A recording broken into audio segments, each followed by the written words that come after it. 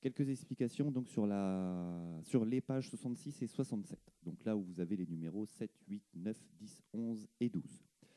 Alors, comme vous pouvez voir, vous avez 6 numéros et sur chaque numéro, il y a 4 lettres. Donc, ce que vous allez travailler ici, c'est la Charleston. Donc, sur cette Charleston, en fait, vous allez de lettre en lettre changer de débit.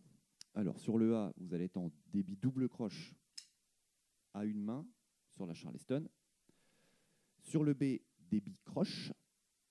Sur le C, on revient en débit double croche, mais cette fois-ci avec les deux mains. Et sur le D, donc débit en noir. Voilà.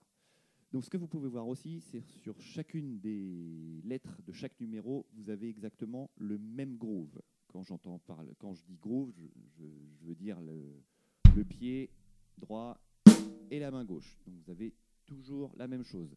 Justement, d'où l'utilité de travailler votre Charleston.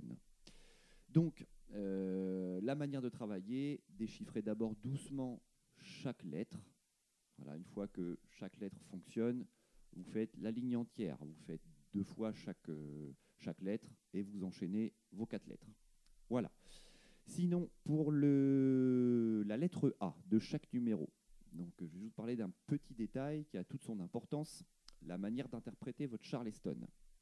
Et donc, ce qu'il faudrait essayer de faire dans un deuxième temps, en fait, une fois que vous avez déchiffré toutes vos lettres et tous vos numéros, sur tous les A, sur votre Charleston, vous pensez la première et troisième double croche comme ceci, c'est-à-dire sur la tranche, et la deuxième et quatrième double sur le dessus, avec l'olive de la baguette. Donc, ce qui va donner un petit effet comme ceci.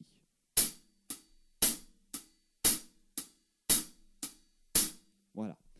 Donc, attention, puisque quand vous allez commencer votre groove avec cette façon de jouer, vous allez voir que vous allez avoir du mal à garder votre régularité à votre Charleston, à votre main droite. Donc, allez-y doucement. Et c'est pour ça que c'est bien un travail qu'on fait une fois qu'on a fait tout le travail d'avant, c'est-à-dire de tout enchaîner, que les rythmes vont bien, à une vitesse modérée. Donc, je vais vous faire l'exemple pour le A avec la Charleston.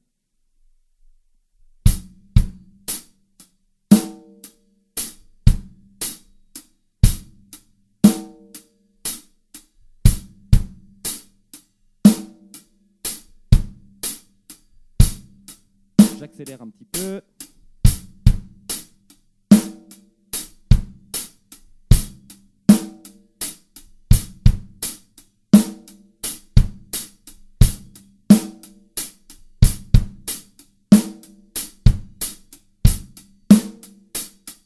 Voilà, donc sur tous les A, vous pouvez jouer de cette manière-là. Donc sur le B, vous avez des croches, normal, pas grand-chose à dire.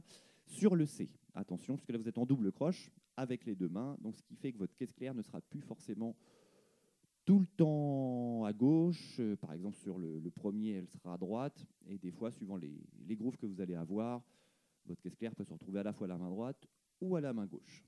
Voilà pour le C, et pour le D, donc débit en noir. Pas grand-chose. Attention juste que si vous prenez lentement, vous allez voir que le débit en noir est très lent. Ça fait un peu bizarre. Donc voilà, je vous laisse avec cet exercice et je vous souhaite bon courage.